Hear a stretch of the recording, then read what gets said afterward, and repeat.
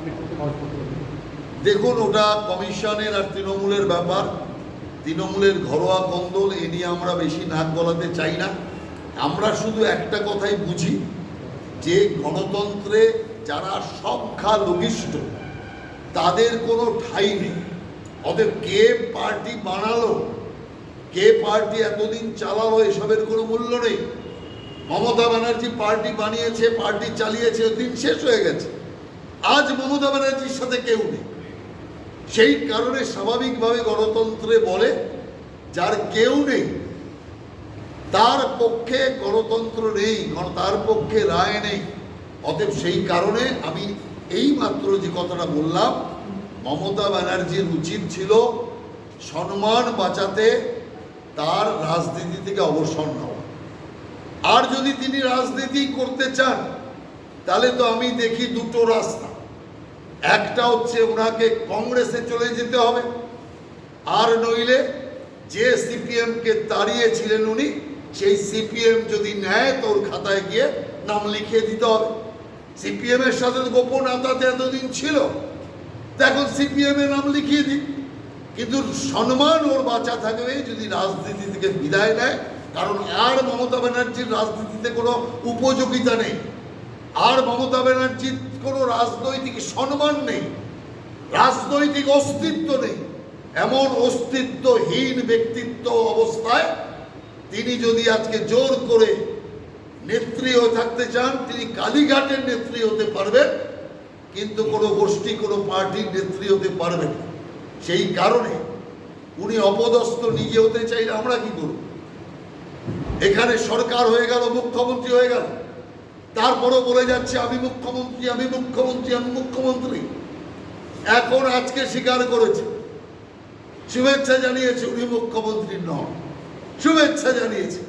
তার মানে ঘাড় ধাক্কা খেয়ে অপমানিত হয়ে তারপরে সেই কারণে সম্মান বাঁচাতে হলে গণতন্ত্রের যে অবস্থা, গণতন্ত্রের যা বিচার, তাকে স্বীকার করে নেওয়াটাই বুদ্ধিমানের কাজ বলে আমি মনে করি। এরপরে যা হবে ইলেকশন কমিশন বুঝবে, আর যাদের ঘটনা তারা বুঝবে। এই কালীঘাট শিবির থেকে একে একে সব চলে যাচ্ছে ঋতুপদ শিবির, এতে কি কমিশনের কিছু বাড়তি সুবিধা পাবে ঋতুপদ শিবির? দেখুন, যে কোনো বিচারক, সে কমিশন হোক আর যা হোক, বিচার করবে কিসের হোক, যে আপনার সাথে কজন আছে। এই যে আপনার সদনে গতবার বিল পাশ হলো, মহিলা বিল পাশ হলো না কেন? তৃণমূল কংগ্রেস ভোট দেয়নি, কংগ্রেস ভোট দেয়নি, এরা মহিলার বিরুদ্ধে, এরা মহিলার বিরুদ্ধে, কংগ্রেস তৃণমূল এই সমস্ত পার্টি মহিলার বিরুদ্ধে। সেই কারণে ওরা মহিলা বিল পাশ হতে দেয়নি।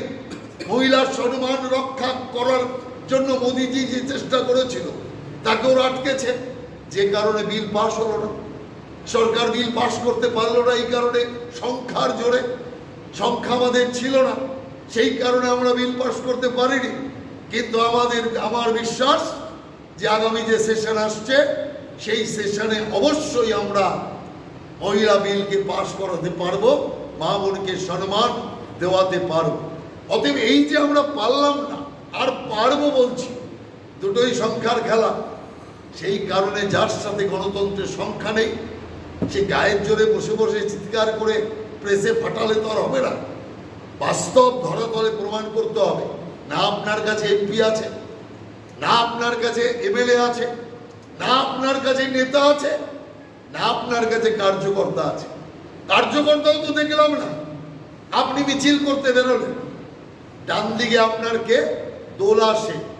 কে দোলা সেন? সিপিএম এর নেত্রী, ওখান থেকে এখানে ডিগবাজি খেয়ে এসছে, সে আপনার ডান দিকে। বাঁ দিকে কে? বাঁ দিকে কুণাল ঘোষ, যে জেল যাত্রার সময় রোজ বলতো ডাকাত রানী মমতা ব্যানার্জি, যে বলতো যে সারদার সবচেয়ে বেশি অর্থ পেয়েছে মমতা ব্যানার্জি। এই দুজন, আর কেউ নেই কেন? একজনও নেই। আর কর্মী ছিল কজন? 50 জন। তাহলে 50 কর্মীর যে নেত্রী, তাকে ভারতবর্ষের সবচেয়ে ছোট দল হিসাবে আখ্যা দিল ভুল হয় না।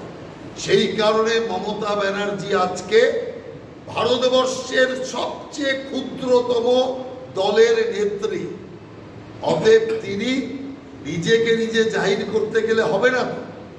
সংখ্যা নেই ওনার কাছে, না কর্মী বল আছে, না জনবল আছে, না এমপি বল, না এমএলএ বল বা নেতা বল, কোনো বলেই উনি বলিয়ান নয়।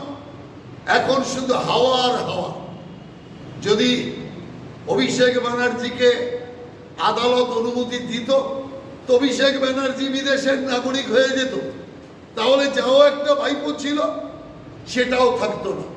অতএব সেই কারণে আমি শুরুতেই বলেছিলাম, আমি ইলেকশনের আগেই বলেছিলাম কয়েকবার যে আপনি আছেন একা, একাই থাকবেন, ইলেকশনের পর কেউ থাকবে না আপনার সঙ্গে।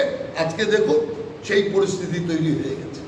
রাহুলদা, যদি ইতিহাস করতে যাই, সাংবাদিকতার কথা তো আমরা সবাই জানি, রাজধানী আজকে বাংলা, কিন্তু যে ভবনে আপনি বসে আছেন সেটা বিপ্লবী রাজবাড়ি ওষুধ ভবন।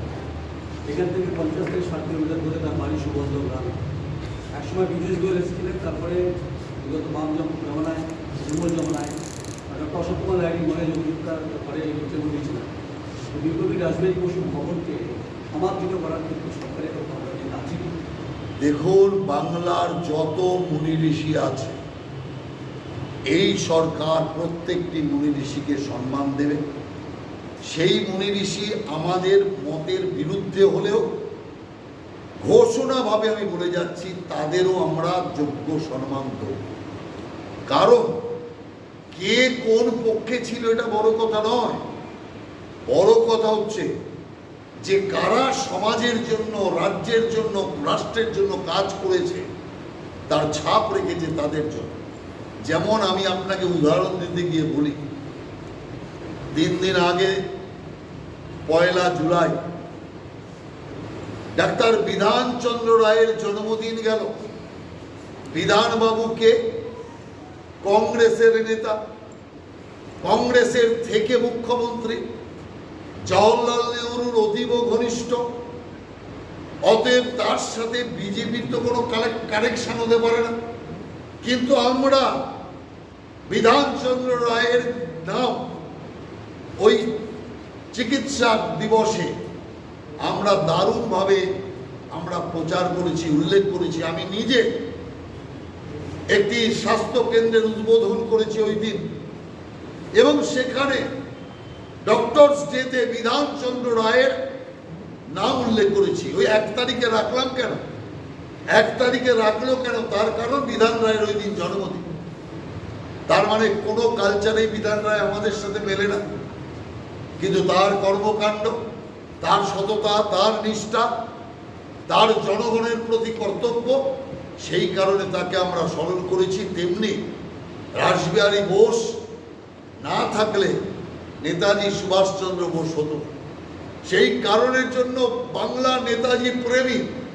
অতএব তার অন্তরালে রাসবিহারী বোস যে কর্মকাণ্ড করেছে, আজাদিন ফৌজ করে দিয়ে, আজাদিন ফৌজকে নেতাজির হাতে তুলে দিয়ে তিনি যে মহান কর্তব্য করেছেন, এখানেও বিপ্লবী থাকা অবস্থায় পালিয়ে যাওয়ার আগে পর্যন্ত দেশ মাতৃকার জন্য যে কাজ করেছেন, আমরা নত মস্তকে তাকে স্মরণ করি।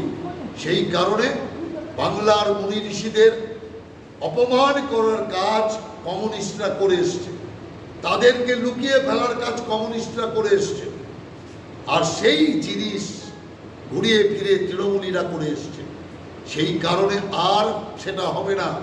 পাল্টে গেছে বাংলা। এবার বাংলায় যেমন মুনি ঋষি সম্মান পাবে, তেমনি মানুষেরও সম্মান আমরা প্রতিষ্ঠা করব। এই 2 কার্য ভারতীয় জনতা পার্টির সরকার চালাবে। সেবাশ্রয় নিয়ে একের পর এক অভিযোগ আবার সামনে আসছে, আজকে আবার দ্বিতীয় অভিযোগ জমা পড়েছে, কি বলবেন? না, আজকে আরেকটা এফআইআর হয়েছে। আপনি দেখুন সেবার নামেও পর্যন্ত কিভাবে টাকা এই অভিষেক ব্যানার্জি হস্তগত করেছে। অর্থাৎ চিকিৎসা ছাড়েনি, সেবা ছাড়েনি, মানুষের ত্রাণকে ছাড়েনি, গরিব লোকের বাসস্থানকে ছাড়েনি, 100 দিনের কাজের পয়সাকে ছাড়েনি। কোথাও কোনো এমন ক্ষেত্র নেই যে ক্ষেত্রে তৃণমূল কংগ্রেস দুর্নীতি না করেছে। অতএব তদন্ত হচ্ছে, তদন্ত হতে স্বাভাবিকভাবেই যারা দোষী তাদের কাউকে রেয়াত করা হবে না। সে এর স্বামী হোক আর ওর স্বামী হোক আর কারো ভাইপো হোক ভাগনা হোক যেই হোক, যারা এই চুরির সাথে যুক্ত তাদের বিরুদ্ধে কঠোর শাস্তিমূলক ব্যবস্থা নেওয়া। সোমবারই কাকুলি গোষ্ঠী এনডিএতে যোগদান করবে। হ্যাঁ, কাকুলি গোষ্ঠী সোমবারই যোগদান করবে এনডিএতে। এতে কি তৃণমূলের শক্তি আরো কি খর্ব হলো? কিছুই তো নেই, তৃণমূল তো এটাই হয়ে যাচ্ছে ঘুরে ফিরে যারা বাইরে আছে তারাই তো মানে তৃণমূল হিসাবে স্বীকৃতির দাবিও করছে, হয়েও যাওয়া উচিত। তার কারণ যাদের সাথে সংখ্যা নেই তাদের আবার সম্মান কোথায়? তাদের তো কিছু নেই। সেই কারণে আমরা মনে করি যে যেটা হওয়ার হবে ওই নিয়ে আমাদের কোনো চিন্তা নেই। তৃণমূল ভাঙছে ওদের কুকর্মের জন্য, তৃণমূল যে পাপ করেছে সেই পাপের জন্য। এই রাজ্যে মমতা ব্যানার্জিকে স্মরণ করায় দুর্গা মাকে অপমান করেছে। এই রাজ্যে মমতা ব্যানার্জি তিনি হনুমানজিকে অপমান করেছে, বজরং বলির মিছিলে লাঠি চালিয়েছে। এই পশ্চিম বাংলায় রামজি বিদেশি, রাম বিদেশি, রাম বিদেশি করে রামজিকে অপমান করেছে, রামচন্দ্রের মিছিলে লাঠি চার্জ করেছে, জেল খাটিয়েছে। এই সব পাপের প্রায়শ্চিত্ত আজকে মমতা ব্যানার্জিকে করতে হচ্ছে। রাম নাম শুনলেই যে পালিয়ে যেত, আজকে তাকে বসে বসে রাম নামই করতে হবে। সেই কারণের জন্য আমি মনে করি পাপ আর কুসংস্কার তৃণমূল কংগ্রেসকে আজকে এই অবস্থায় এনে দাঁড় করিয়েছে। অতএব এখনো অনেক ভোগান্তি বাকি আছে, অনেক কিছু মমতা ব্যানার্জির দেখা বাকি আছে, অনেক কষ্টের সম্মুখীন হওয়া বাকি আছে। আমি যে কথাগুলো বললাম আপনারা মর্মার্থ করে নিলে এর অর্থ বুঝতে পারবেন। আমি একটা কথা শুধু আপনাদের বলছি, তৃণমূল কংগ্রেসের কিছু লোকাল নেতা তারা চেষ্টা করছে যে কোনো মূল্যে বিজেপিতে আশ্রয় নিয়ে নেওয়া। যে কাজটা ওখানে করেছে সেই কাজটা এখানে করতে চাইছে। আমি আপনাদের মাধ্যমে প্রকাশ্যে বলে দিচ্ছি, তৃণমূল কংগ্রেসের কোনো কার্যকর্তা, কোনো লিডার, কোনো তোলাবাজকে বিজেপি গ্রহণ করবে না। যদি বিজেপির কোনো নেতা, কোনো নিচু স্তরের কোনো কার্যকর্তা এদেরকে গ্রহণ করে আর এর প্রমাণ যদি হয়, তাকেই বিজেপি ছাড়তে হবে, এটা পরিষ্কার জানিয়ে দিচ্ছে। অতএব কোনোভাবে রেয়াত করা হবে না। কারণ আমরা সিপিএম থেকে এসে তৃণমূল দখল করে তৃণমূলটাকে লুটের কারখানা বানানোর জিনিস আমরা চোখের সামনে দেখেছি। তৃণমূলের অধঃপতনের সবচেয়ে বড় কারণ হচ্ছে এটা, যে সিপিএম এর যত গুন্ডা সব তৃণমূলে ঢুকে গিয়ে গোটা তৃণমূলটাকে হস্তগত করে এই লুট চালিয়েছে। আর তৃণমূল কংগ্রেসের কার্যকর্তারা ফুটপাতে বসে রয়েছে। যদি তৃণমূল কংগ্রেসের কার্যকর্তাদের দ্বারা তৃণমূল কংগ্রেস পরিচালিত হতো তাহলে এতটা অধঃপতন হতো না। কিন্তু একই জিনিস বিজেপির ক্ষেত্রে আমরা হতে দেব না। সেই সিপিএম এর গুন্ডারা যারা তৃণমূলে আশ্রয় নিয়েছিল, আজকে তারা রং পরিবর্তন করে ঝান্ডা ধরে বিজেপি হয়ে যাবে, এত সহজ নয়। অতএব তারা বিজেপিতে এসে আবার সেই তোলাবাজি শুরু করতে চায়। কোনোভাবেই এই জিনিস আমরা হতে দেব না। এটা পরিষ্কার আমরা খোলা ঘোষণা আপনাদের সামনে করে যাচ্ছি, যাতে আমাদের কথা পাল্টানোর কোনো অবকাশ না থাকে। ভালো তৃণমূল বল ববি আজিম এবং অরূপ বিশ্বাস, আমরা এখন কোনো তৃণমূল কংগ্রেস কার্যকর্তা, অন্য কোনো সিপিএম কার্যকর্তা কাউকে আমরা দেব। অরাজনৈতিক ব্যক্তিত্ব যারা আছে, যারা কখনো রাজনৈতিক সাথে যুক্ত নয় অথচ সমাজে প্রতিষ্ঠিত, সেই রকম ব্যক্তির ব্যাপারে আমরা চিন্তা ভাবনা অবশ্যই করব। কিন্তু কোনোভাবেই এখন আমরা আমাদের দরজা আপাতত এই সব কোনো কার্যকর্তার জন্যই খুলছি না। ঋতব্রত তৃণমূলকে বিজেপি কিভাবে দেখছে? হ্যাঁ, ঋতব্রত তৃণমূলকে বিজেপি কিভাবে দেখছে? দেখুন, আমাদের কাছে যা কিছু আছে সব অপোজিট পার্টি। অতএব তৃণমূল সে অমুকের তৃণমূল আর তমুকের তৃণমূল, একই তৃণমূল। অতএব আমাদের কাছে এর কোনো নজরের আলাদা কিছু নেই। আমরা পরিষ্কারভাবে মনে করি বাংলার মানুষের উন্নতি করতে হবে, বাংলার মানুষের উন্নতির সবচেয়ে বড় বাধা হচ্ছে এখানে কংগ্রেস, সিপিএম আর তৃণমূল কংগ্রেস। এবার কে কার তৃণমূল ও বিচার করার আমাদের দরকার নেই, আমরা মূল জিনিসটাকে ধরে এগোই। অতএব আমরা মনে করি যে বিজেপিকে এগোতে হবে, পশ্চিমবাংলার উন্নতি করতে হবে, আর এই সমস্ত আগাছা বাধা এগুলোকে অতিক্রম করে এগিয়ে যেতে হবে। আমাদের আমার একটাই প্রশ্ন Last. হচ্ছে, না একটাই প্রশ্ন, আপনার পাশে শিল্প প্রতিমন্ত্রী রয়েছে, ডক্টর বিধানচন্দ্র রায় কথা বলতে স্বাভাবিক, সত্য ব্যাপার, আমরা খুব সম্মান করি। আমাদের Durgapur meeting future rule of India সবার মনে আছে। আমি 2 মাসেই বলছি না যে বিরাট কিছু ডেভেলপমেন্ট করবে, কিন্তু পশ্চিমবঙ্গ সরকারের যেগুলো রাষ্ট্রায়ত্ত সংস্থান আছে, পিএসসি কার্যত ধ্বংসের রূপে বন্ধের দিকে তৃণমূলের জমা। আমি বলছি না কালকেই খুলতে হবে, রাষ্ট্রীয় দুর্যোগের বন্ধ আছে, ম্যাডাম জানেন। ডিসিএল অবস্থা খারাপ, বিপিএল অবস্থা খারাপ, শিক্ষকদের তাপবিদ্যুৎ উৎপাদন না, না, না। এই বিষয়ে শিল্প বান্ধব পরিবেশের কথা বলছেন, এগুলো সাংবাদিক প্রশ্ন। আরে নয়নবাবু, অবস্থা কোন জায়গাটার ভালো আমাকে বলুন, যে এই জায়গাটার অবস্থা ভালো ছেড়ে গিয়েছে তৃণমূল, একটা জায়গার অবস্থা বলুন। আপনি নিজে সন্তোষ প্রকাশ করছেন কোন জায়গায়? প্রত্যেকটা ক্ষেত্র সর্বনাশ করে দিয়ে গেছে। এখানে এই শিল্প সর্বনাশ করেছে, ওই শিল্প বলে আপনি নাম দিয়ে বলছেন, এ কোনো আজকের অবস্থায় অর্থহীন কথা। তার কারণ গোটা বাংলাটাকে ধ্বংসের মধ্যে দাঁড় করিয়ে রেখেছে। সেই ধ্বংসস্তূপ খুঁড়ে আমাদেরকে আবার বাংলার সভ্যতাকে জাগিয়ে আনতে হবে।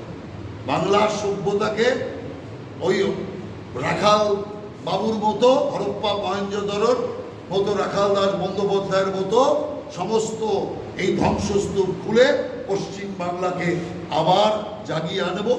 2 মাস মাত্র হয়েছে, অতএব যে ক্ষতি 50 বছর ধরে করেছে, সে ক্ষতি 2 মাসে পূরণ করে দেবে এমন জাদুকাঠি আমার মুখ্যমন্ত্রীর কাছে নেই। কিন্তু আপনি এই বিশ্বাস রাখুন, ধীরে ধীরে পশ্চিম বাংলা দাঁড়াবে, দ্রুততার সাথে দাঁড়াবে। তার কারণ ডবল ইঞ্জিন সরকারের প্রভাব আপনি দেখতে পাচ্ছেন।